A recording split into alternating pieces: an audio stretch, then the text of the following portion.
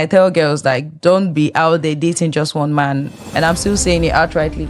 You need 3 other boyfriends in your life. Nigerians are looking for a messiah to come and save this country, forgetting that America is the way it is right now because Americans loved America so much to like effect a change or a difference. I'm seeing that there's very less love in this country. Someone could see you struggling and they're not even asking what's going on. Every girl should be single till they're actually married. Do you understand? It doesn't matter if you're in a relationship or 2 or 3.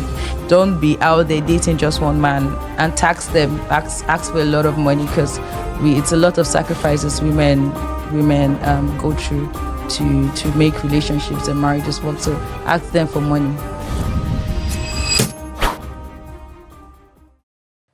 Look at me staring at the lights, looking up, waiting for the signal to let's roll.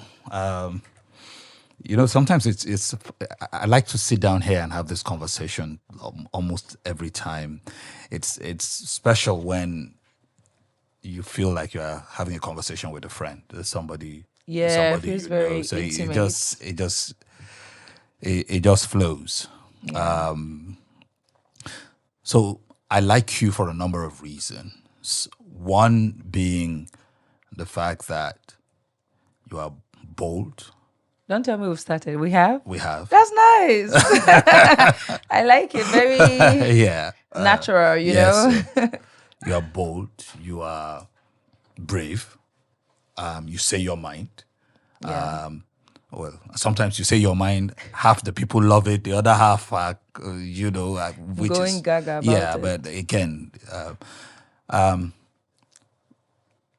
but for me, one of your biggest attributes is your work rate, your energy. I mean, if my good friend Dotun is the energy god, maybe you should be the energy goddess or something. You have the energy, you have the work rate, you commit to something, you do it, you have that push, go kind of thing. It's just beautiful. Thank you so much. Yeah. Everybody knows you are simply Tacha. The big question is who really is Tacha? Great. Amazing. Thank you guys for having me here live at Outside the Box. Yes, sir. Who is Tacha? Tacha is a brand. Tacha is an influencer, a serial entrepreneur. I'm someone that is passionate on empowering women.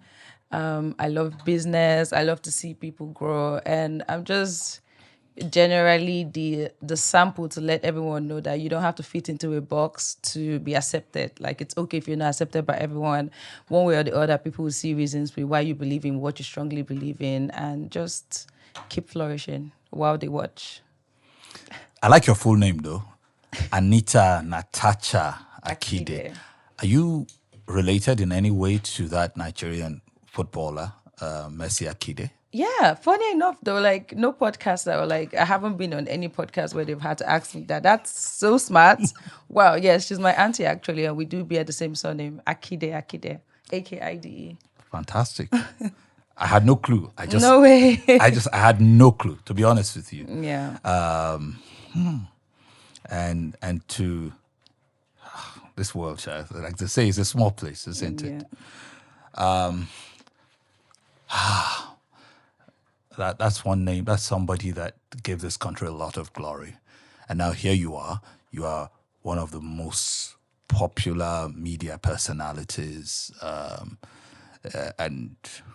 But let's go back to when it all started. When I say when it all started for most people, right? 2019, Big Brother Niger season 4. Was that really where it got started? For most, I think that's when you broke into the consciousness of Nigerians. Yeah, even more. Even though I was popular even before I made it into the show, but obviously with me getting into the show, I gained like more fans and like more people in Nigeria and outside Nigeria got to know about me. So I would say it started in a small town, Port Harcourt City, and a girl like me, just not okay with what she had around. So I grew up from. I wouldn't say wealthy because we weren't close to being wealthy or whatnot, but we just had enough to feed, yeah? and my dad, very nice. I would say I'm his favorite. And then I also had my mom. So my dad was a very understanding type of person. Oh, what do you want to do? Try to see reasons. But my mom was this serious disciplinarian. She's like, this is what I think is right, and you have to follow through to it and stuff like that. And, So and then they balance each other out. I know, right? Yeah. Honestly, I think they really needed themselves and whatnot. But my mom was a serious powerhouse that she was a seamstress. So she would make like people's clothes. She had a store, but in her store, she would like aside from just making people's clothes, she would also sell stuff like sell recharge cards, sell this, sell that. So she was this very serious business mogul that I watched while growing up, and just seeing her as a serious example made me not at any point in time want to relax about anything, because I just thought life was all about if you want something, you just have to work towards it, because that was the person I grew up with in the house I watched. But unfortunately, I did lose her whilst I was in the university. But everything I learned from her and everything I watched while growing up did not leave me at any point in time. And then boom, I started doing makeup. Makeup is something I've loved like so much. I'm a self-taught makeup artist. I'll go on YouTube, watch videos. Okay, how do you do your eyebrows? How do you fix lashes? And every time my mom's lashes fell off her eyes, I would pick it up and not trash it. And when she's not around, I'm practicing fixing lashes on my eyes. And that was how I learned how to do lashes. So when I left university, I tried to get a job and I couldn't get a job. I wrote to so many companies. And then I saw a vacant store where they were like, you know what, there's a salon going on here right now, but someone else can take it for something else. And then I spoke to them and I said, okay, can I have it as my makeup studio? And he said, yes, I can. So that was how I got a makeup studio. This was, I don't know, maybe I was training thereabouts. So then I got this makeup studio, and I would always run sponsored ads on Facebook, like telling people, okay, 50% discount off, come learn how to do makeup. So at the time I got like so many people I was doing makeup on. I also used to do freelance makeup artistry where I travel outside of Port Harcourt City, like to get people's makeup done. And then boom, randomly I did see people in Nigeria playing on the screens, like in the salon, and everyone in there was talking about it, like, oh my God, this is my favorite. Oh, I like this person. I knew about the show though, but I didn't have too much time on my hands to maybe watch it 24/7. So I'd always like check out clips on Twitter. But on that day, they were just seriously talking about it, and it just caught my consciousness. And I stood and I watched the screens. And I just said, you know what? I want to go on this show and I want to sign attendance. And they just started laughing. I said, yes, I'm really not interested in winning, even though that's crazy. Like, no one should go on any show and not be interested in winning. But I was like, you know what? I just want to sign attendance. Like, I want a station whereby in every conversation they have about Big Brother Niger, there was an Anita Natacha Akide that was in this house and shook the whole place. And boom, I just started working towards it. So my manager at the time I think he believed in me even more than I did believe in myself. And that's why we just started working towards it. We would like book places to stay, and every time we're just rehearsing, okay, what if this happens in the house? What are you going to do? What if someone calls you an Instagram twerker? What's going to be a reply? All that kind of stuff. And yeah, really worked towards it. They announced a date for the auditions and stuff, which was what they did. I didn't have a passport at the time. I had a passport though, but the passport was missing or what, so I didn't have a passport. I had to travel to Abuja to get my passport. I got an agent over there and he's like, oh, you know what? You can go back to Port Harcourt City and after a week, the passport will be ready. I'll send it to you. I said, no, I cannot go back anywhere. Don't worry. I would get a hotel in Abuja. I'll spend a week. So I did spend a week, and boom, on Friday I got the passport, flew back to Port Harcourt City, and I was ready for the auditions. And I had to book the hotel where the auditions was happening real time, because I was like, you know what, I don't want to be late by 5 seconds or whatnot. So I lodged there. I didn't sleep all night. At 4 a.m. in the morning, I woke up, went downstairs for the auditions. It just didn't go how I expected it to go. I wasn't auditioned till about 4 p.m. And even while I was auditioned, the people in chat, they were like, oh, you know what, none of you have what we're looking for, so we're not going to pick anybody. And I came out, I was so disappointed and confused, because I was like, what are you looking for that we don't have? And I called my dad and I said, okay, Daddy, I wasn't picked, but I'm going to Enugu to try again tomorrow. He said, may God be with you. And I said, okay. So I called my manager. We booked a bus at Waterlines Junction, which most Port Harcourt people would know, and boom, got to Enugu, auditioned the next day, and I got picked in Enugu. And that's literally how Big Brother began for me. Wow. So again, I'm not surprised, because I just talked about your push, go, go, go. Like, not many people will go that far Yeah. to get this. Okay, so here you are in the audition in Enugu, having tried in Port Harcourt, and then you scale the hurdle. What was your first day in the house? Oh my God. What was it like? Yeah. It was crazy. So while I was watching the newbies that just got into the house right now, and like with how they were acting and stuff, there was just one person I was tweeting about, like, why is she acting? Why is she acting like this? And the people around me were like clapping, like, you did the same thing on the first day. Why are you why are you saying something about this girl or whatnot? But my first day in the house was a very big realization. I was like, ain't no way I'm in here. I couldn't breathe, even though it was so big and huge. But it was a huge realization that, you know what, out of thousands and thousands of Nigerians that did audition, you're one of the few people that was picked. And from that instance, I did see it as a win.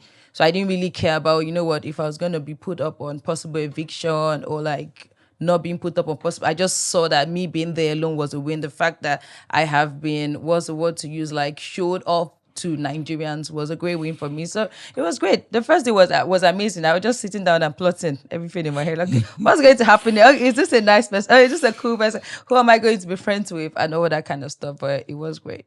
Who turned out to be your your best friend in the house? Somebody that you really, really liked. Oh, Kathy. Yeah, I loved Kathy. I love the fact that she was a London babe. So I would say London babe in terms of she was a Nigerian, but she grew up in the UK. So I just felt like, you know what? Out of everybody here, I would be less judged by Kathy because, like, Kathy wasn't in Lagos. She doesn't really know who Tacha is. She doesn't know Tacha twerks sometimes on the internet or like Tacha does this or does that. I was, but like every other person else would maybe kind of like have preconceived judgment about me. So I navigated towards Kathy more because I was like, you know what, this is someone I feel like I could have an open relationship with where there's no past anything. She's placing my character or like my kind of person on, like whatever is starting here is starting afresh, if that makes sense. So yeah, Kathy was my friend. That was good. Amongst the guys. Oh, who I was cool with Shay. Yeah, I think you just had Shay Yeah. a couple of weeks ago. Yeah, I was cool with Shay. I was cool with Ike. Ike was like my friend, like still my friend and stuff. Yeah. So I did too. Who made your heart tingle in the house? Hey, had single care. It would be my boyfriend from outside the house. What? Because I was really rooting for this boy. Like while in the house, I was literally counting his days. Because you know we had no calendar, we had no time, we had no nothing. So I put in my head, I checked the date we got into the house, and his birthday is let me see, when is it? August 22nd. So I just like calculating every day I go into, I was like, okay, this is going to be how many days till the birthday. So I was like marking every day that go by. Literally, that was the person that I would say did tingle my heart or whatnot. Fantastic. Yeah. What is that one thing about Big Brother Niger that people don't realize? That is there anything in your heart like you know that moment where you go like, Big Brother Niger is like this, is like that. Is there any moment for you or any experience? Okay, I would say that one thing a lot of the viewers do not realize is the cameras get to show 10% of each housemate. Like it doesn't make sense for you to judge your housemate, be like, this is how I feel this person is like based off of a 10% show time. It doesn't have the capacity to show any housemate 100% of the time. So everybody just gets their own airtime, and yeah. Because I feel like people always mix that up. Like you get to see this side of the person, forgetting that is when the camera puts the camera on this person, that's when you get to see the person. What if they're doing something you don't like when the cameras are not on them? Or what if they're doing something that you do like, but then you're not now seeing it? I'd be like, you know what? I feel like that is arrogant. But like all of the times I was sweet in the house, what if the cameras didn't show it and you didn't see it? So. How conscious are the housemates of the cameras? Are there times when you literally forget that there are cameras, or from your experience, your personal experience, and what you observe from the other housemates, do you feel like every moment is a camera conscious moment? Well, not really. Even though there's some housemates that's very cautious of the cameras, I would say fake housemates though, like people that know like they're not so real, or they're not real to an extent. So they're always like cautious, or like, what am I doing? Can I do this now? Or like, let me not do this, da, da, da, da. But when it came to me, I'm getting into the house, what I had in my head was, this is a reality TV show, so I'm just going to be real. So I didn't really take too much note of the cameras, but then I know there were times Big Brother would like warn some people, oh, you might get punished, you might get a warning because you're looking into the cameras too much and stuff like that. So yeah. See, there are many questions popping in my head. I'm just excited about it because, I'm going to come to how you went from that to the personality, the face and the brand that you are today, considering where you're coming from. But why do you think a majority of young Nigerians would do anything to get on that stage? The state of the country. Yeah. The state of Nigeria is the reason why loads and loads of people are going through so much stress to audition and struggling to be like there's some people in the house that have auditioned over 7 times to be in the Big Brother Nigeria house. That's because they don't believe in the system anymore. They don't believe in that Nigerian dream anymore. Like Nigerian dream is really a few. It's either you're japaring or you're trying to get into Big Brother Nigeria. And then also lots of people sees it as an easy scheme. Or I just get in here, I get popular, I come out, brands are going to want to pay me this and that amount of money to get stuff done. So I would say the state of the country, really. Nigeria hasn't really, the growth is not something to be proud of in such a long time. And what do you think of people who feel or voice the sentiments that this whole BBN thing is a distraction from the state of the country? It's like some people just feel it's just a distraction, and some people feel very strongly about it. They say what they say about it. I suspect that some of those people complaining probably spend more time watching it than the people not complaining.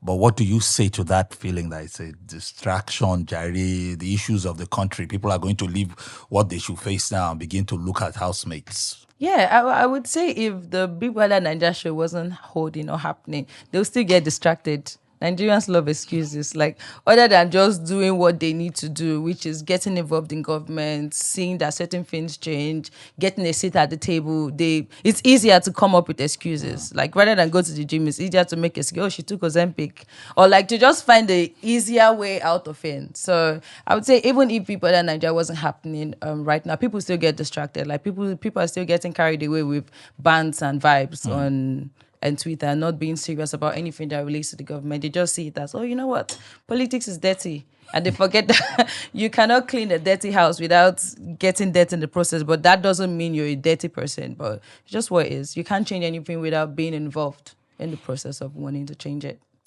I've got to talk about fanship. Friendship? Fanship. Okay. Stanship. Stanship. And we see it in music, like we see in football. In the history of Big Brother Naija, I never remember any time that there was such polarization of fan bases on that show as we saw in the Tacha fans and the Messi fans. And the fans tend to carry this thing in their head. Sometimes I'm sitting down, how much of it is real? Are they just fan things, or on the background were you and her cooler than the fans made it seem? Oh, it depends. It depends as when. So coming out from the show, we weren't like so cool or whatnot. And everything that went on with the fans, like it's all really like nobody calls themselves behind the scenes and say, you know what, ignite your fans to do this or ignite your fans to do that. Like everything that did happen in and post the show was real. So how about now? Years down the line. With the fans? No, with Messi, you guys. Yeah, we're cool. They're cool. Yeah. It's good to know. Yeah. But that time it was heated. I kind of feel that BBN has never seen something like that. That was pretty intense, and I personally feel it also raised the stakes. The fans And they've been really trying to followed. get season as hot as that Yeah. ever since. Yeah, I kind of feel like I'm looking, because there's a new season now, so I have to be careful what I say. But I kind of feel like it's been a downward spiral and all of that. Maybe it hit a shelf life, or it was tough getting that collection. again. But kudos to the organizers. They do what they have to do, and all the great people who've been there. Let's pivot a little bit. I am tempted to ask you questions of controversy and all of that. And I like you because you don't even shy away from controversy. If somebody gives you buzz, Controversy finds me, you can't. I'm always chilling. So I'm thinking, many times, many of the things you say appear controversial.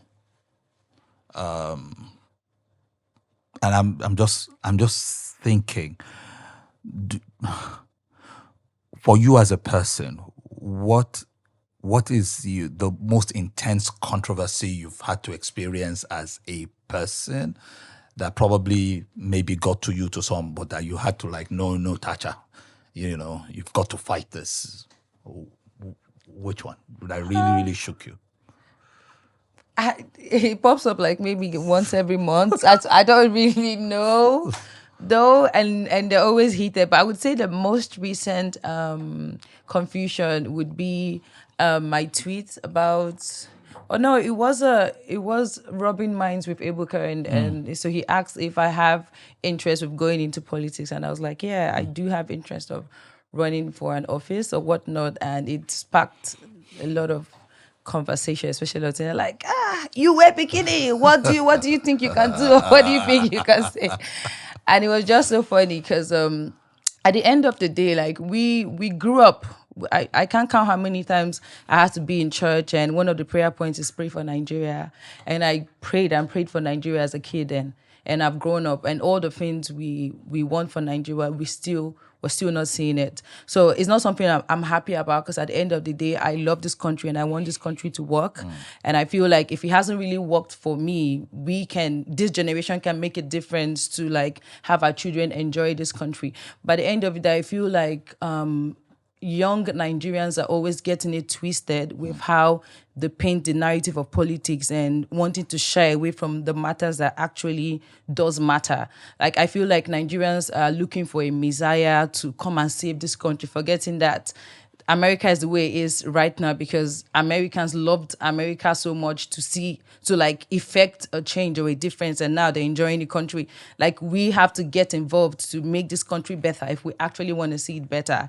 Lots of people were rejoicing about Buhari's death. Oh my God, one down, another one to go. And it wasn't really funny because I was like, I'm sorry, you can't name 5 people that have lived a fulfilled life as much as our ex-president Buhari did live. He was head of state. He was president twice.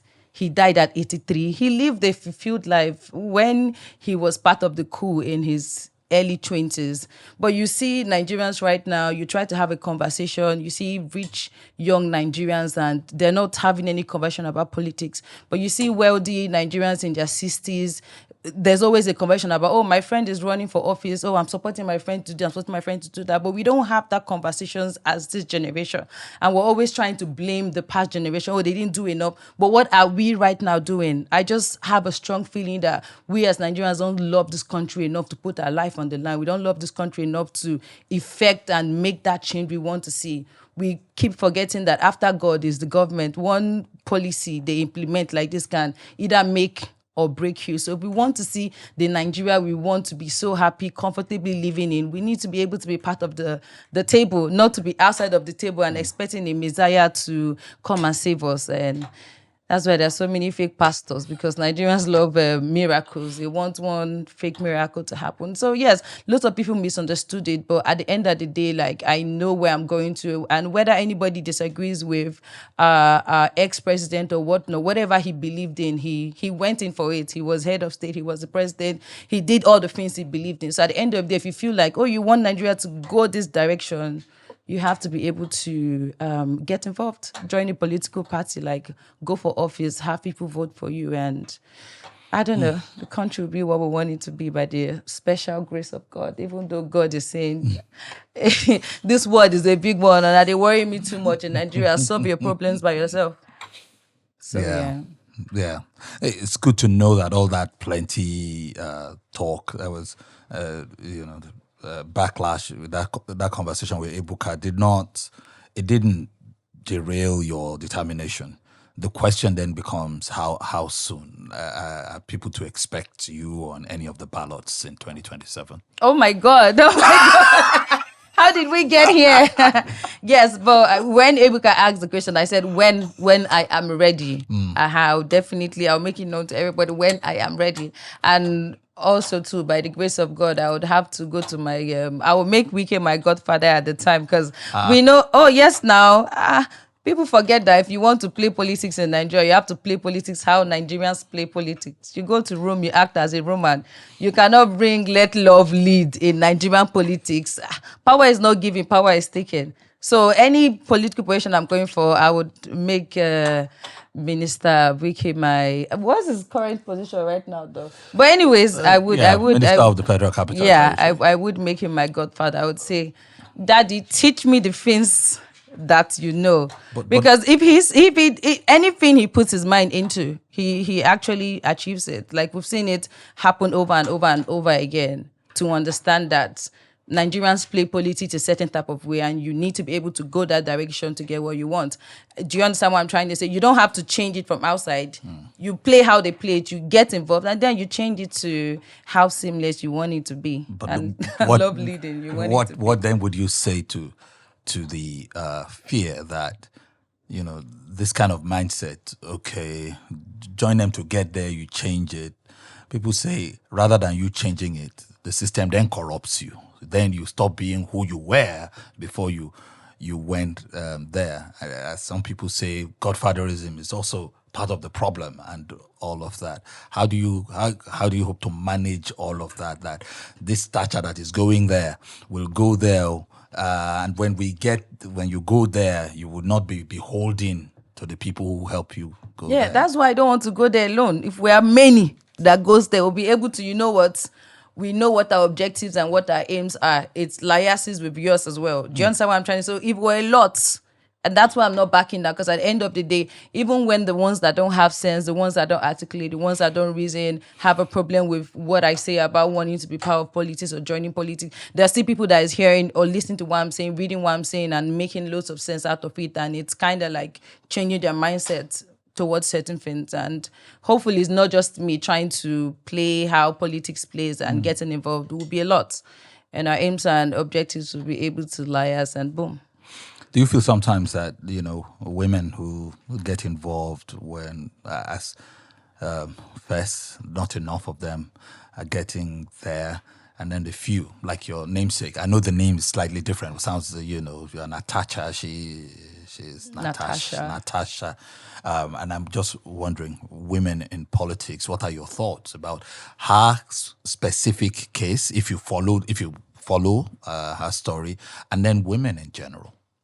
Yeah, I really do think more women needs to get into politics in Nigeria. And when you look at the stats between the men and the women, it's like, I don't know, it's like 10% to 90%, or less than that. Yeah, so it would be great for more women to join into, get into the Nigerian politics. And with the Natasha story, I actually have been following it up. Even when I was in London, I made a couple of videos, but it does seem like she's handling it just right. She has the people right behind her, rooting for her, and like I'm rooting for her. Lots of Nigerians are rooting for her, and we have our eyes on the case, so we're watching. At any point in time, we have to scream. We will scream. So you did now, and you've done it in the past, challenging youth participation and all of that. Do you have any collection of young people, particularly that you are that you feel like you said, if we are plenty, but if you are going into that battle, you look right. Who are some of the young people that you see that you would like to, maybe in terms of a coalition, or just people who have tried before, who have gained some experience, from whose experiences you can learn from? Are there individuals that you admire amongst young people?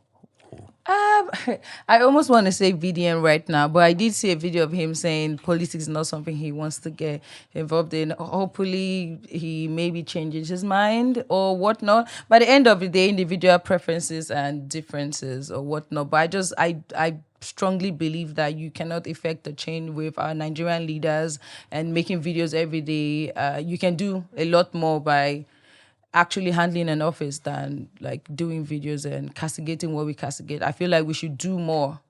We can still do these videos, like talk our truth, but we also can get involved as well to, be an example and do what we need to do to have the country in a state where we want it to be. Yeah. So the Nigerian dream is not all occupied by who is traveling and leaving the country and like going to better another man's land. Meanwhile, Nigeria still needs all of us. Your thoughts on, say, VDM? Do you see him as like a champion, or people are divided about the guy, but many people on the road have their opinion about him. Do you like him? Do you like what he does? Yeah, to an extent. Yeah. To an extent, I think he's great, and he's one of those few Nigerians that doesn't want to sit around the corner complaining and saying stuff. He's actually putting in the work. It takes a lot to do what he does, like making those videos, visiting places, visiting people, doing this. He's done a lot. He's done a lot actually, and it's something to commend and admire. I saw a funny one earlier today. Some guy is offering like 120 million naira for a fight, for a ring match between VDM and Portable.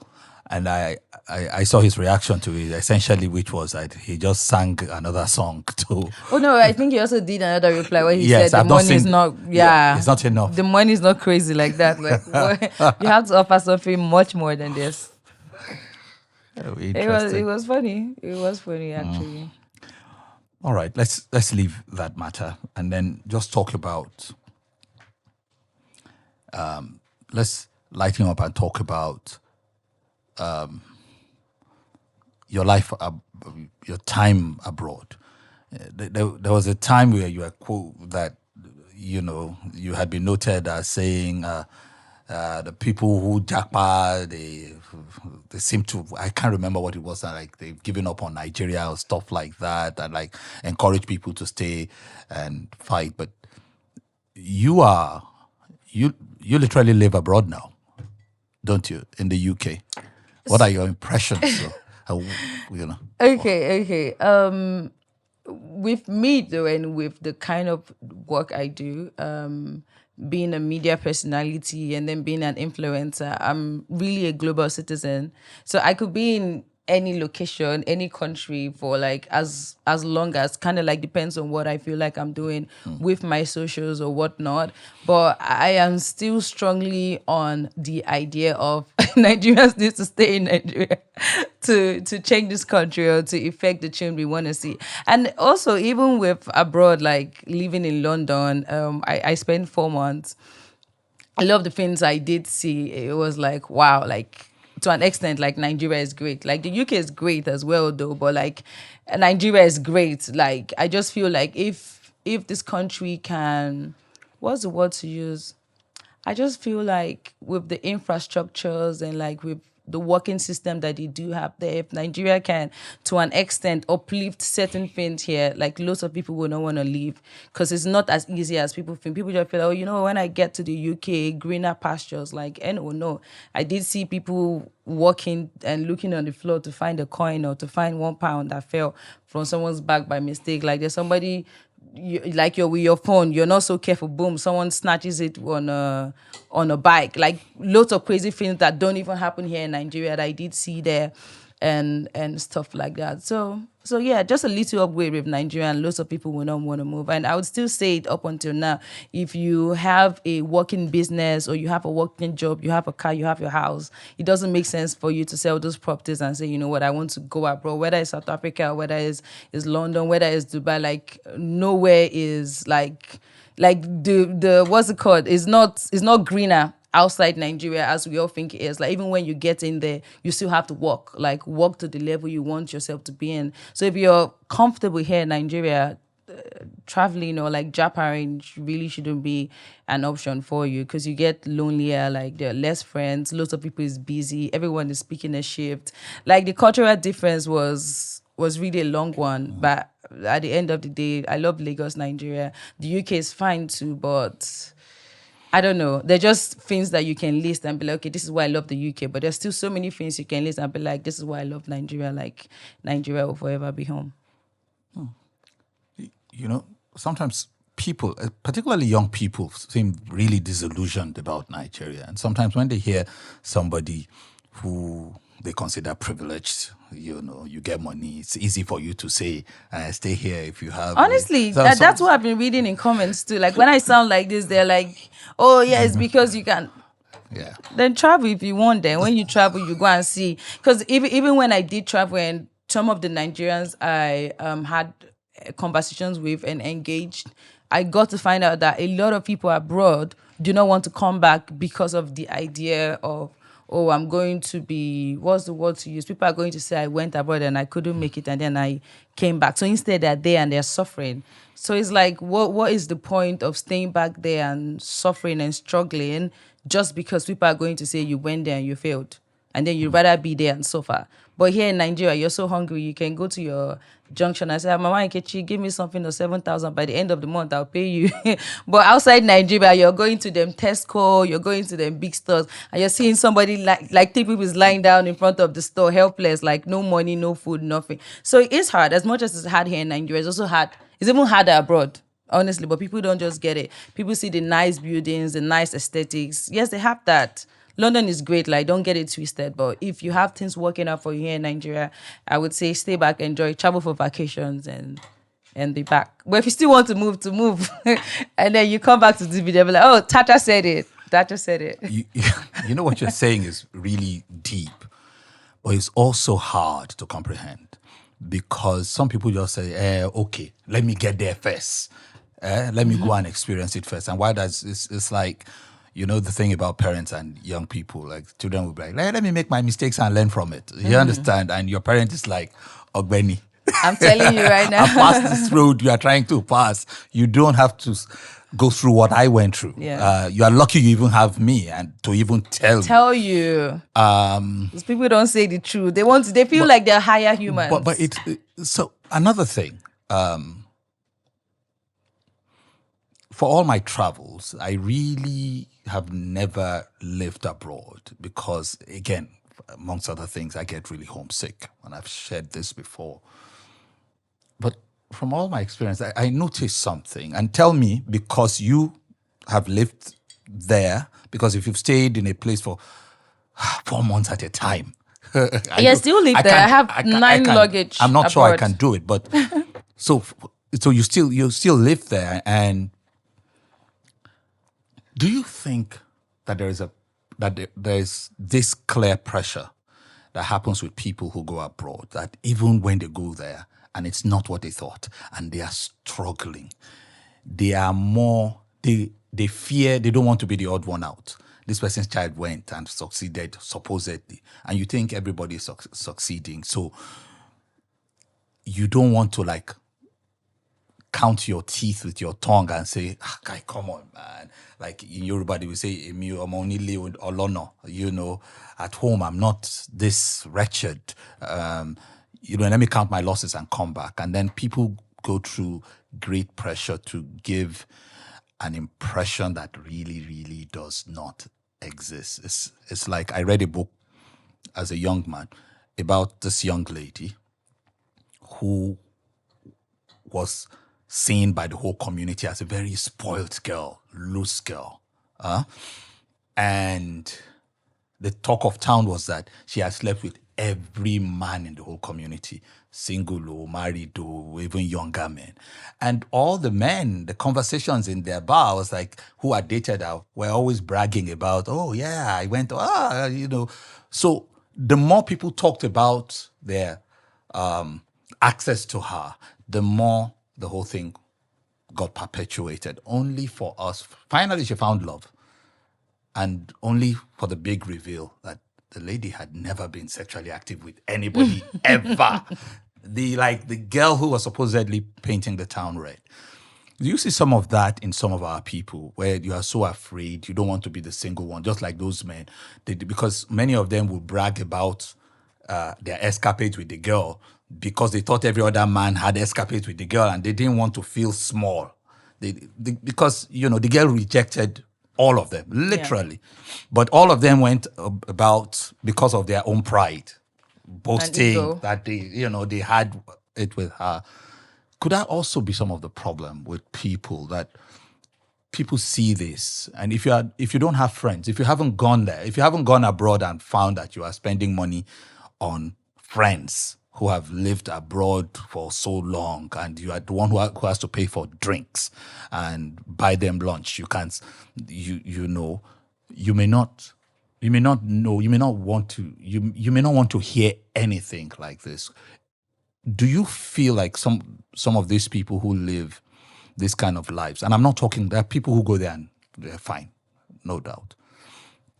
But do you feel that the people who are there struggling, who are just too ashamed to come back home because they don't want to be a failure, are part of the problem?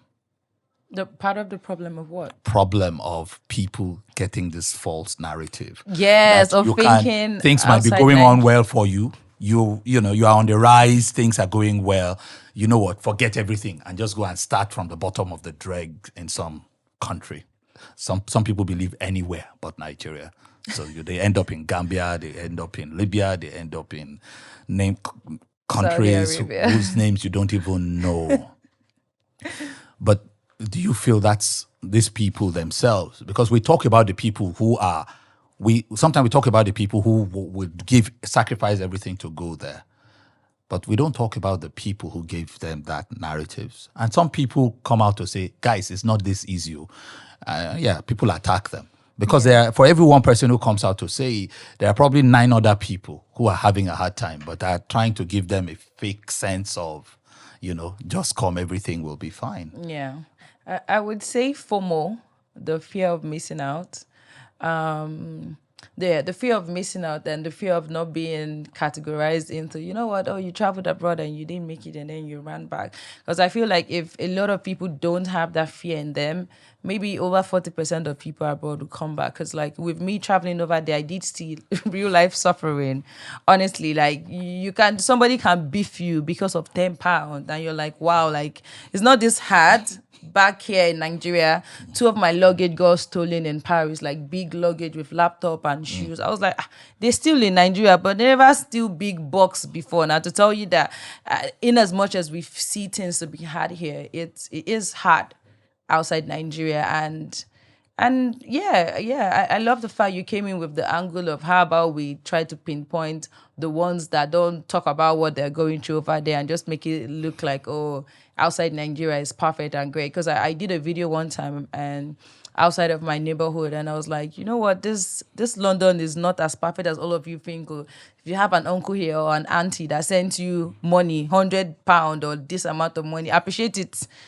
Do you understand? Because I had an auntie then that lived in the UK all her life. And when I came back and I said, or even while I was there, I called her on WhatsApp. I was like, Mommy, how are you sending money to everybody down here in this country where there's no extra? Everything is well calculated. You pay water bill, electricity bill, apartment, like houses you're paying millions for. You get it here, 2 years rent, you get it here. And you're paying 1 month over there. Like people are sharing their flats. Like it's normal for you. There's a website where you can get housemates and you guys can be 4 in an apartment. You could also even be a married man with a single girl. Like everybody it's so different. But at the end of the day, I feel like with our culture here and how we share love, I feel like there's a lot more to be happy and bright about over here in Nigeria than there in the UK. And with some Nigerians I've had to engage and had conversations with, I've actually got to find out that they are just scared of coming back and being seen as a failure. And when you try to talk about these things, people try to bash you, because I know I was getting loads of bashing from people saying,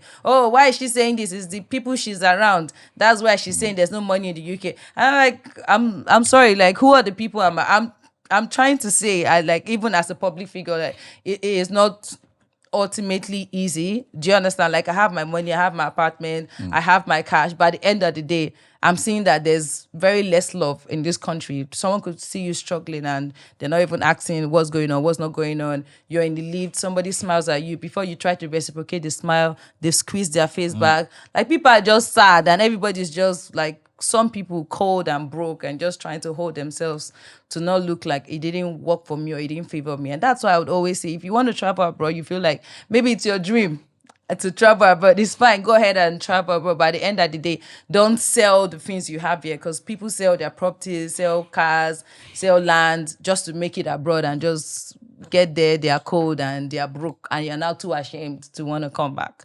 Stuff like that. So just think about your decision and think about it right. Yeah. And rather than everybody running away, how about run away to all the political offices and just try to do something different with Nigeria? Because there's loads of love in this country. Yeah. The loneliness. I mean, try renting a studio apartment in the heart of London. The kind of money it's gonna cost, and I found myself in such situations before. Tiny Yes, apartment, yeah, you the pay a studio lot. apartments, and you're just This gonna. one already now is a bathroom and toilet and yeah. bedroom and kitchen. They'll squeeze it into this small space like this. Oh, have you been to some residences where the bathroom, your shower, I don't know. Can take just you. Yeah, can take just you, but it's even worse than that. You know, here where you open your shower and you have the shower, you have to keep punching it. You punch it, small water will come, it will go off. You punch it again, there's soap in your eyes. You know, there's some of this, especially the hotels in London. You go to stay in some of these hotels in London and they are rationing water for you. So you have soap on your face, you want to rinse, you press the shower, the water comes out. You're like, you have to press it again. It comes out, you have to keep pressing it and you can't even see. You're like, why are you people so stingy? Yeah, they're so stinky actually. Very Yes. tight-handed. Yeah. And then the loneliness, Tacha. Yeah. The loneliness. Those 4 months, how lonely were they for you? So with me, I don't really battle with loneliness because my kind of person is I'm an extrovert on online, but I'm What so in much real of an introvert on offline, if that makes sense. So I don't struggle with loneliness. I always have a video to edit. There's always a nice idea. When I look at my environment, I'm like, you paid £5,000 a month. I get up, I get my tripod. So yeah, it's time to continue recording. You're probably the only person I know who probably arrived to the studio for her show 2 hours before airtime and sit for 2 hours in their car and not come out. Taking pictures. Like, Because I'm like, hey, God, this outfit, this makeup, this hair, everything that's cost me. Let me at least be able to post a picture online and stuff. So I didn't really battle with loneliness, even though I had a couple of friends that we were so cool before I traveled abroad. And immediately I got to the UK, they were nowhere to be found. It was more like they saw me in person and they were like, wow, she looks better than her Instagram. Wow, I don't feel comfortable being around this person. Even though it did hurt me a little bit, I was like, you know what? Life is life. Like, I'm not going to tell God, make me ugly because people get uncomfortable being around me. I'm just going to try to mind it. Because I had this girl, I'm not going to call her a friend because I mean, what happened wasn't something I can really comprehend or whatnot. But almost every day, we're always on the phone. She's like, when are you calling me now? I'm like, you know what? I'm still trying to start up my cash or like at least get a place for the first 3 months that I did. She's like, when are you calling me? Every time. And then I eventually get to London and I test her. I'm like, call me. But she's seen my stories, so she doesn't call. She's testing me how far. That was what she said, how far. And I was like, yeah, what's good? Like, I'm in town. Okay, I'm doing London Fashion Week this week. Let's get to see by weekend. She's like, okay, cool. And it got to the weekend. She never asked of an address. I'm like, of course, you're not expecting me to come to your end. You live with 3 other people. I stay alone or whatnot. But she just didn't reach back. And it was very confusing because I'm like, for someone that we've been talking back to back for 3 weeks about how excited she's been about me coming to the UK, and I'm finally in the UK, and then boom, you don't want to see me anymore. There were some that did see me and didn't want to see me again. It was just some very, very funny thing going on. I was like, wow, I left Port Harcourt to Lagos and I felt like people in Lagos were a bit fake. But I'm not in the UK. I'm like, this one's they're even fake past fake. Hey, they're faker than fake. It's just more like if you're in the UK, you're not supposed to just come and start prospering. You're supposed to suffer. And when you're not suffering, people have a problem with it. Because I even had conversations with other people that's been like, you know what, I've been in the UK for 1 year. No, these people here, they're not happy people. They're not da da da da da. I mean, they have lots of their good sides, but at the end of the day, there's just some unspoken things that just go on. The people that I did send messages, DMs to people that I have more followers than, like I sent a message, oh, let's collaborate on this. They'll start replying you. Immediately see collaborate, boom, they're not replying you anymore. And I'm like, I don't understand what's going on. I have more followers than you. What could be the problem? All that kind of stuff. But at the end of the day, I just, what's it called? Put my tripod, create my content, get my own buzz, and like life goes on, really. So let's talk about the impression that people have of Nigerians. You would have experienced that firsthand. I don't know whether you had experienced the negative impressions of Nigerians abroad. Did you have any personal experiences where you like, oh, this is not beyond our fault, Niger people, we they spoil our reputation, that kind of a scenario like that? Did you have a personal experience? Have you ever had a personal experience anywhere in the world? And if indeed yes, or probably you heard from somebody, and I'm thinking, do you think that narrative is changeable? Yeah, I think it is changeable. I just really feel like a lot of offices in Nigeria isn't really working. Like some people have their titles and they don't even know what they're supposed to do with the titles. I really do feel like if Nigeria starts rewarding good behavior, we're going to see a lot of Nigerians navigating towards doing more good and less bad. I just feel like we've just been oversaturated with the notion and idea of, oh, you have to be doing something bad to be elevated or like to make it in Nigeria. And we don't really applaud the ones that do good. We don't, like, I love what they did with the women that did the match couple of days ago and how they got WAFCON. houses, WAFCON, got houses, got money. That was great. I just feel like stuff like that, more of it should happen where like Nigerians are just, the ones doing good are just applauded. Because at the end of the day, you can't take evil out of the world, but you can try to strike a balance. I just feel like our reputation as Nigerians outside Nigeria is just really more on the negative side than it is on the positive side. And we can try to change it. We didn't just get here. It took a long time for us to get here. So it would take a long time for us to try to change the notion the world does have about Nigeria. Because as much as you say, oh, Nigerians are bad, like there are lots and lots of good, beautiful, great, amazing Nigerians. Did you have any experience with a non-Nigerian overseas? Personal experience. It may not be big, No, but not really. Not really. When I see those racist encounters on Shadeway, it just makes me laugh because I'm like, when you see me, you know, go even want to come. Because immediately you see me, you're like, no, no, no, no, no, no. This is not the one to be tried. So no, that my whole time of staying abroad, didn't, even when I was in Dubai for 2 months, that none of that happened. Like it's just always smooth. So you ask where you from, I'm like, I'm Nigerian, and I'm also from Ghana. Or sometimes I tell you I'm Ghanaian, all that kind of stuff. Like, yeah, I wouldn't say I've had to experience any racist comments or whatnot towards me because I am the problem even before you get to me. So yeah, I'm not a great grandfather. So I'm sorry. ever had an encounter with the police? Or in traffic or in any?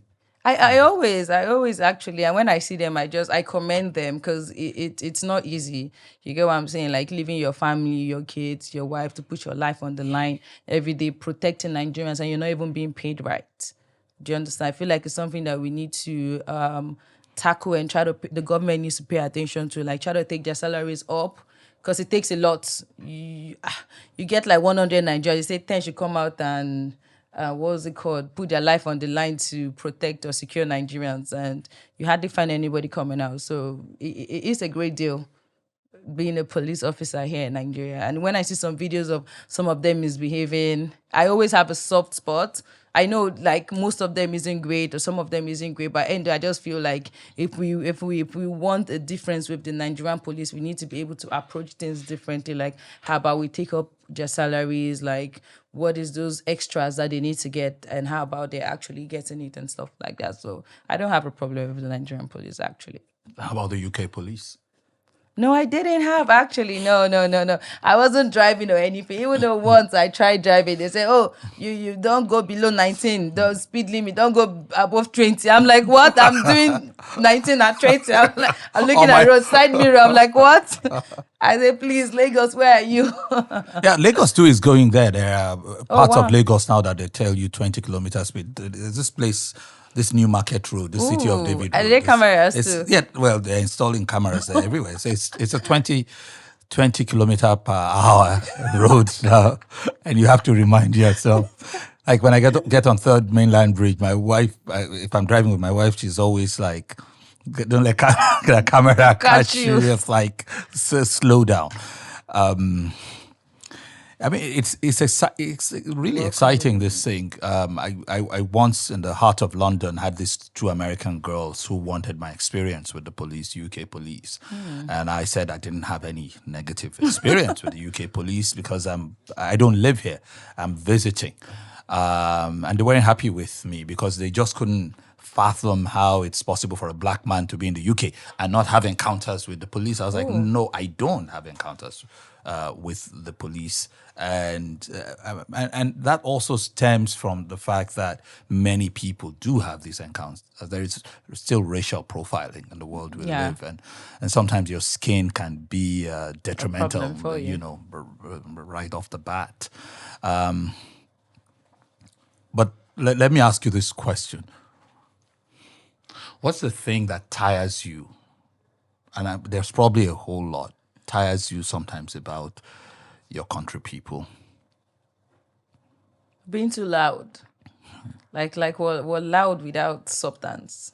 If that makes sense. Because I mean, with how rugged Nigerians are, you would think the country would be heading to where it's supposed to be heading to right now. But at the end of the day, we're just loud. Like we're just out on the internet, or we're just in different countries being the loudest, other than using what was so majorly known for to try to effect a change in our own country that needs it the most, because it is disappointing actually, like growing up as a kid and just seeing, like I was one person that really hoped, like I kept on hoping on different government that comes into office, or things would change, things would change, and almost getting to a stage where I'm going to start having my kids now, and the country still isn't something to be super duper proud of. So I just feel like what engineers us, like how loud and how rugged they are, we actually should use that ruggedness to get what we want in the country. Like what, over 290 million Nigerians, like that's a lot. And how many are these leaders that we say, oh, they don't love Nigeria, or oh, they're not navigating the country right? How many are these people and how many are we? So it's just clear who the unsmart ones are, and that's the 290 million Nigerians. Ever been on the tube in the UK and then there you just see a couple of Nigerians just communicating over their phone, and you just and they are louder than usual? Did No, you get any of those no, I experiences? didn't. I didn't actually. Like most of the people, everyone there just act like everyone there is like, everyone is like calm, quiet on their mobile phones. So no, I didn't experience anyone on the train being so loud. Because it just, people would just look at you funny, like, why are you doing this? Why are you so loud? Maybe in their own, maybe small social spaces or whatnot. Yeah. Let me ask you about men, Okay. Niger men. Oh, disastrous men. Yes, Come now on, there are a lot of men here. Oh, plenty. it cannot be all bad.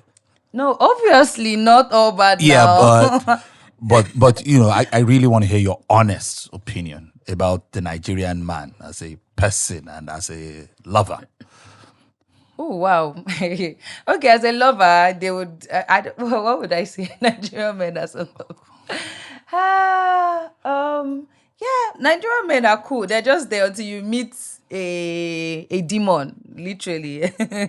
I feel like a demon can be from any tribe. Even though people say you're a bad demon, no, they can be an Akwa Ibom demon, they can be a Port Harcourt demon, they can be a Delta State demon. So I'll just say try to not meet the wrong ones, even though you can't really tell. Just how I'm trying to say. Like you could meet someone and they're pretending to be the nicest, they're pretending to be the best. And at the end of the day, they probably do get what they want, or they probably get to a point where they don't reach you anymore. They have someone else they like, and you now start seeing the real them. Oh my God. You see that smile, that chuckle? It's loaded. It's loaded with things to say, but you're like, if I go here. So on relationships, Nigerian man or non-Nigerian man? Oh, Nigerian man. But Nigerian man outside Nigeria, though. Not the ones here. 'Cause I just What's feel the main like difference? maybe I don't even know. Let me see. So if you're a Nigerian man outside Nigeria, I feel like maybe access to certain information is less to you. I don't know if that makes sense though, but I just feel like maybe I don't just really know though, but I don't really see myself dating a Nigerian man in Nigeria. I don't know why though, but what? Oh my God, have mercy. Yeah, I don't know. Like that's just for me though. I actually don't see it. I just feel like I know too many people. Too many people know me. I feel like they act like they know me too much. Like, oh, I know everything about Tacha per se. So I would love to be with someone that you don't know me too much, if that makes sense. Like you went to Nigeria enough to be watching Big Brother Nigeria to be like, this is a kind of person or that's a kind of person. I always love things happening on a clean slate. Do you get what I'm saying? Like get to know me and I get to know you. Not that you're coming with, oh, I know everything about her. Someone was telling me one time, like, oh, I haven't seen you get angry. And I was like, nothing has happened, but what do you mean by you haven't seen me angry? So that's a preconceived like notion about Tata. It's like, okay, she's happy, but that's kind of strange. When is she going to get upset? I'm like, nothing has happened. Like, how do you expect me to be upset when everything on here is going on smooth or whatnot? So yeah, a Nigerian man outside Nigeria, yeah. You did say there was somebody special, all right, when you were talking about your early days when you got into the house in 2019. Oh, yeah, I did. Yeah. True. And throughout the house, you were conscious of that relationship. And it probably influenced how you dealt with things and how you also dealt with new friendships because the house can be tempting. You guys were there for what, 3 months or something Yeah. like that? That's a lot of time to have, guys and girls in a locked up space without access to the outside world. Things happen and all of that. But you talked about remembering the birthday and literally counting down. But then after that, what did that relationship strengthen by your time in the house, or what happened to that relationship? If it was threatened by my time, did you say threatened? Was it strengthened or threatened, your relationship with the guy? No, it wasn't threatened. It was threatened. If that makes sense, yeah. Because I just I was missing him more while in the house, and yeah, in my head I just go back to the conversations we used to have about this, and I knew he was watching. So when I came out from the house, the very first person I called was him. And the next morning, they took the first flight to. When I got disqualified, he took a first flight to Lagos. Yeah, like the next morning and stuff. So, yeah, I would say he did threaten. You made a statement once about being single until married. Yeah. It's obvious, right? Yes. but that too was loaded and it was interpreted somewhat and all of that. Some people, what did you have in mind? What does it mean? And is that still your opinion? Yeah, completely. It is still my opinion. Yeah. Every girl should be single till they're actually married. Do you understand? It doesn't matter if you're in a relationship or 2 or 3. Because the thing with guys is it's easier for guys to meet a girl and be like, oh, in 2 weeks we have to get married. But a girl can meet a guy and be like, in 2 weeks we have to get married. Do you understand what I'm trying to say? So at the end of the day, it doesn't make sense for you to be with a guy and tie yourself down, and let's say you're meeting up with other people and you're telling them, oh, you know what, I'm in a relationship and I can't date you. Don't let your boyfriend stop you from meeting your husband. Yeah, that's the truth really. So yes, even if I was in a relationship, I would still say I'm single until I'm married. And that's just what it is. That's what everyone should live by really. If you're actually trying to get a ring on your finger, yeah, you should move that way. Move in the way of you're single until you're actually married. So does that apply to the guys too? They lie. They lie. That's the thing. So they would lie and tell you that they are single even when they have 3 other relationships or whatnot. So yeah, it does apply to the guys. But just like what I would say, a guy at 56 can meet a girl and get married to her in 3 months, but we can do the same. Do you get what I mean? Like Yeah. people try to put the whole age banter. Oh, if a lady is 30, she can't do this. Or if a lady is 35, or if a lady is 25, all that kind of stuff. But you don't see people doing the same for the men or for the guys. So the kind of grace that the guys have is not the same kind of grace that we have. So we need to be able to move differently. And I tell girls, like, don't be out there dating just one man. And I'm still saying it outrightly. You need 3 other boyfriends in your life. And I'm not saying sleep with all the boyfriends, but at least let it be that the other people you're talking to. Because even that person you're talking, they say the heart of a man is what is wicked. So you just never really know. I've read stories, or I've even had friends where you're currently dating your boyfriend. He tells you he's traveling this weekend for an occasion of his friends, and the occasion is his occasion with another girl he's truly getting married to. So crazy things just happen. And rather than you to be as what's it called, as a story to be used, like how I'm using the story right now, it's just better for you to move differently and move smartly. Yeah. So And tax them, ask for a lot of money, because it's a lot of sacrifices women go through to make relationships and marriages work. So ask them for money. Ask them for money. Very important. would you like to advise the guys too and tell them, please don't settle for just one girl. Make sure you have 3, 4 other girls. Be truthful. Settle with that girl. Be with her. Hold her tight. Hold her tight, because it's not easy. What are you know talking it means about, for someone to Tacha? add your name to their names, somebody to be pregnant for 9 months, carry big nose and look ugly, skin color change, stretch mark. Let me not talk. Yeah. Hold her tight and treat her like a queen that she is. Meanwhile, the queen is single until she's married. Because the marriage is on your hand now. If you say you want to get her engaged today, or you want to get her engaged this week, you will get her engaged. You know what this reminds me of? So I had this friend when we were young, like in our 20s, early 20s. So he was dating this girl that I knew of, and and I then visit him in another town and find that all of a sudden there is some new girl who's not even available. This girl is in a serious relationship, but she traveled from somewhere else to come there and is having this relationship. So here I was, maybe I was sounding over righteous, and I was like, come on, man, you can't do this. Well, what are you doing? You have a girlfriend. Let the girl be. You just said she's in a strong relationship. Her boyfriend is responsible for her education. She's dated this guy forever. So what are you doing with her, man? You have your own girlfriend. And my friend says to me, well, my dad said that I should not date just one girl, that a man should not date only one girl, because girls, they will disappoint you. So make sure you have backup. I'm young. I'm probably like, 21, 22. And I'm a bit rattled. So I go home and I tell my dad, see what my friend said, that his dad said. And my dad said, tell your friend his father is mad. So I come back here, orientation, different people. What you said now makes sense to a lot of girls, but there are other people too who will look at it and say, so where do you draw the line?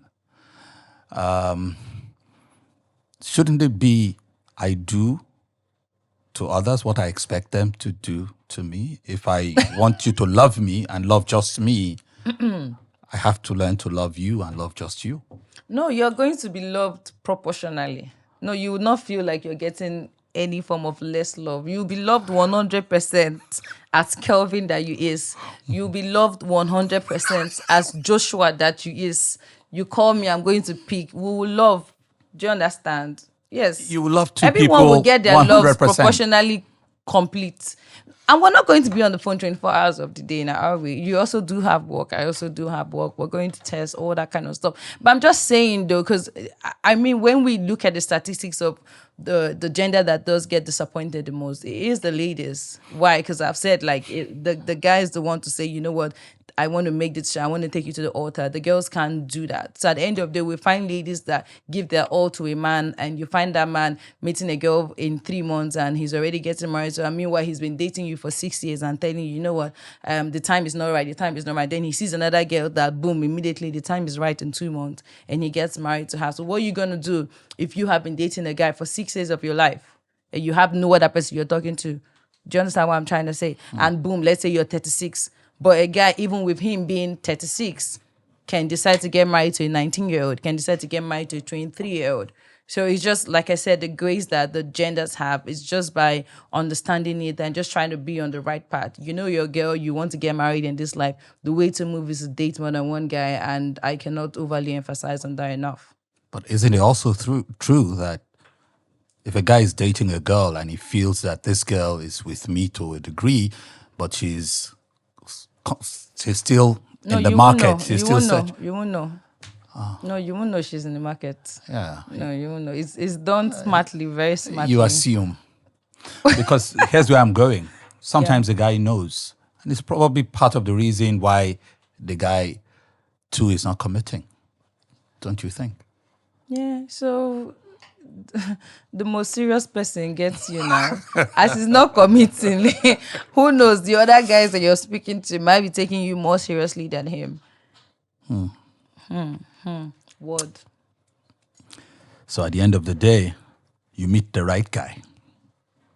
Same as meeting the right lady. Is there a type of guy you'd meet and you're like, you know what, this guy, I'll forgo all for this guy? A man? A man. That will take you to the desert and leave you to die of thirst. A man? No, is there a kind of man that you can trust though? No. There's no kind of man I can trust. No. Other than your dad? Absolutely. How did you get that right? Other than my dad. There's no man I can trust. Not in this life. Because we've seen so many, like I said, if it was before where we had less access to certain information or like certain stories or certain videos, that's a different case. But right now we've heard over and over again, we've read over and over again, and it just makes sense to not be part of that story. Case in point, Blessing CEO. This used to be her mentality. And now she's taking it all back. What used to be her mentality? Mentality, single until you are married. Don't throw all your egg in one man's basket and all of that remain. But now she's really, she's taking it back. You see some of her videos these days. She's found the guy. Lovey-dovey. Could that not be the same with you at some point? At some point, I don't know. We don't know what they've discussed behind closed doors. No, but they're engaged, They're engaged. Yeah, she's been flaunting the ring. So obviously, I said, if you've gotten the ring, then bam, you know what? You can make this person public to the world and all that kind of stuff. But if you haven't gotten a ring, then it just makes sense to leave your whatnot open rather than closing it up to be with just one guy. Interesting. I wonder what my mom would think. You're right. Mommy, I wonder what you would think. Could it be that this kind of thinking sometimes is why Nigerian men are dating or are seeking to date foreign women? Especially those who live abroad. Yeah. Yeah, they date foreign women because foreign women takes a lot of nonsense from them that Nigerian women would not. That's why. But also, I've also had friends that have had to date white women and they come back and they say, oh, wow, it's not easy. Those people are, they're not stable. Like a white girl could go to the club and have sex with a random guy and comes to tell you, oh, I just had sex with this guy. I felt like it. And they'll come to tell you that. But it's something that can hardly even happen with a Nigerian girl or whatnot. By the end of the day, I feel like the people that love to date white girls because it's easier for them to date them. But we here, we know they skip process of things. So that's it. Well, people can make of that what they may. I mean, we know they skip process. So my take from that is that the Niger girl is a lot more difficult than the whitey. No, not not difficult per se. Like, we know our Nigerian men, so we know how to act with them. I feel like foreigners don't know Nigerian men that much.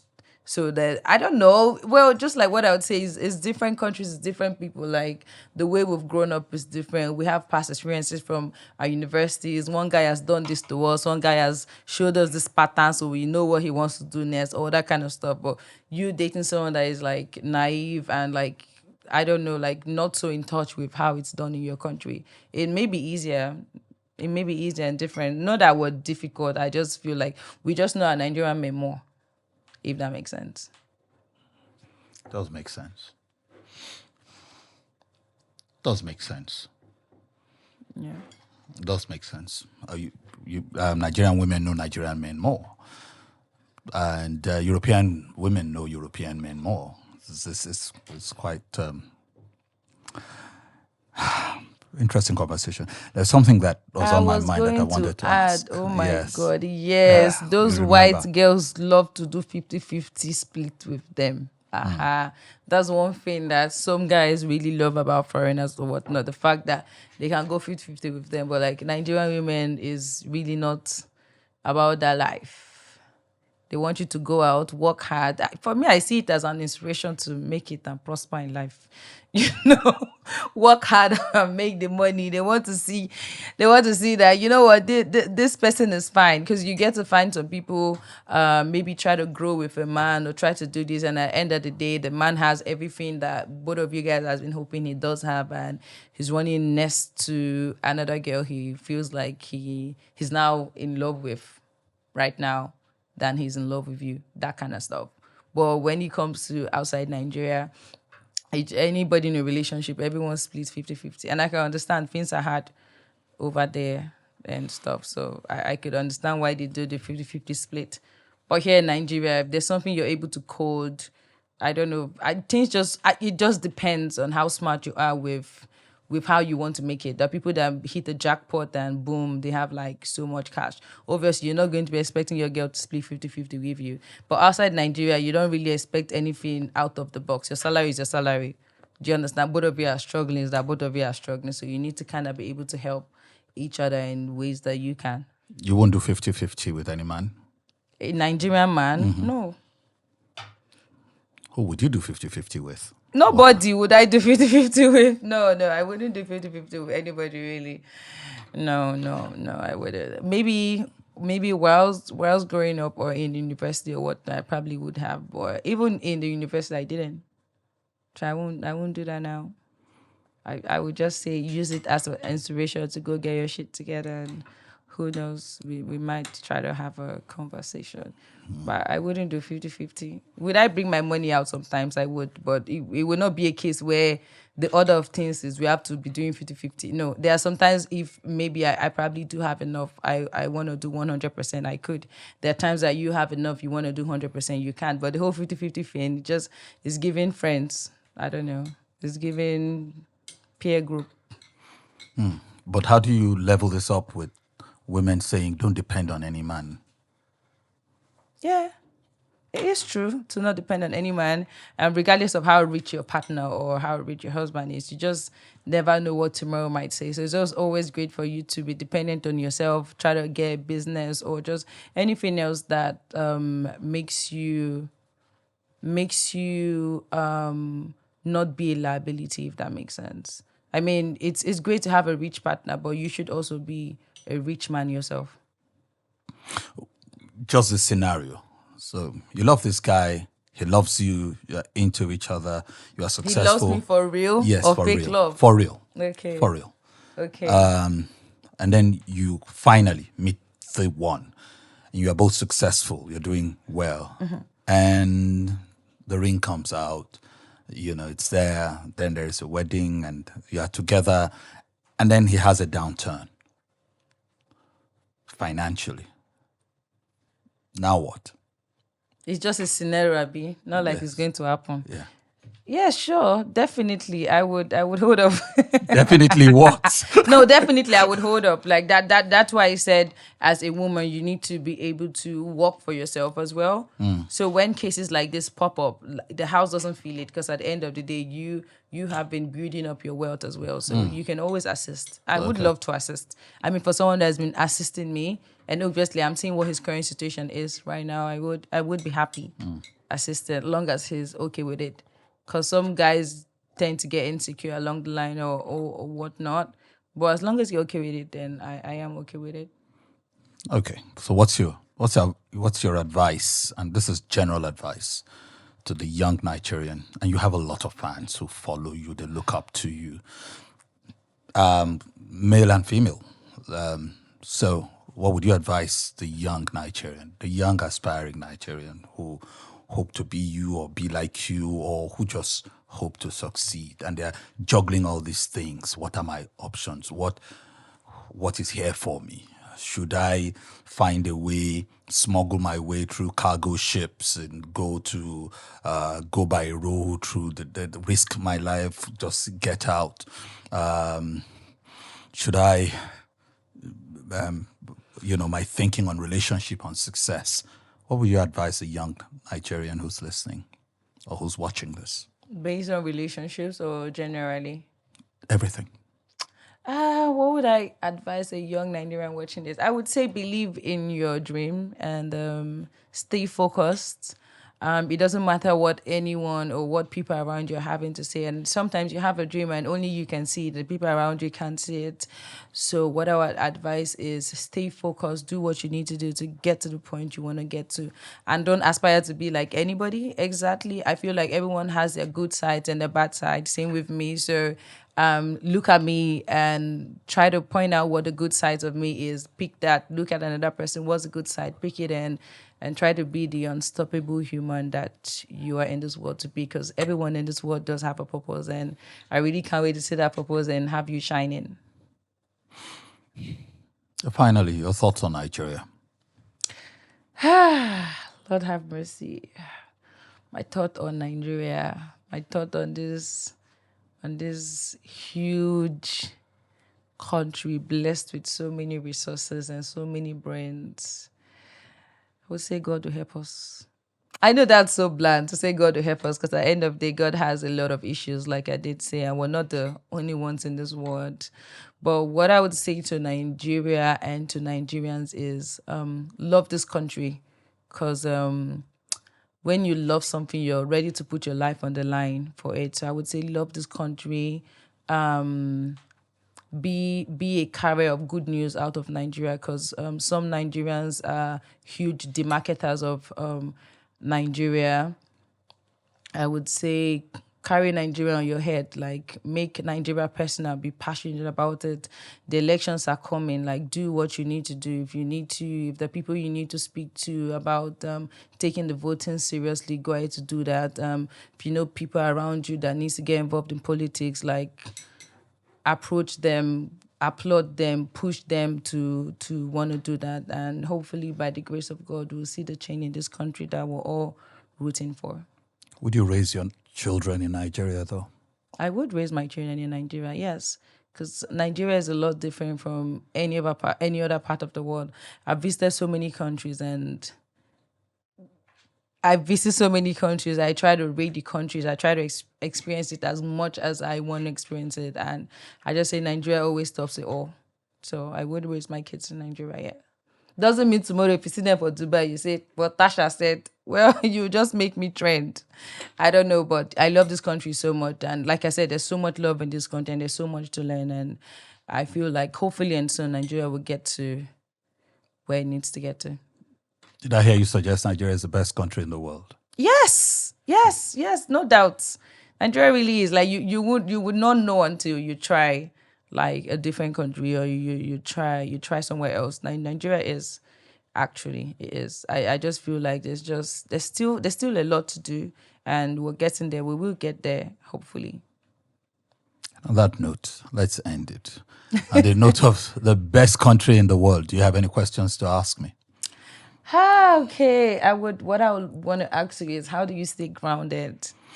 Like, how do you always pop out like there's something pushing you or driving you? Because there's some people, they achieve certain things in life and you're like, you know what, okay, I can relax right now. But what makes you get up and still want to get it? Like, what's the burning light behind your drive? I have a center, and everything else revolves around that center. My father taught me that if you want to be well adjusted, well balanced, then the three most important things in your life should be your God, your family, and your work or your career. Once you circumvent or superimpose any of those curves, you will have problems. So I was privileged to be raised by a father who had a very strong set of values, and he did his best to instill those values on his children. It will not work all the time because I've struggled through my life as a young man, but I have that center, that foundation, so it helps me center. And as a full grown family man now, I've come to realize that apart from, so I have very strong convictions backed by very strong faith. And it helps me. It just helps me keep things in focus, and it makes every other problem seem not so problematic. Next for me is my family. I am grateful for my family, and I'm talking about my immediate family. We're all a bunch of imperfect people trying to make ends meet, but family helps me feel everything's going to be okay, even when they are not so good.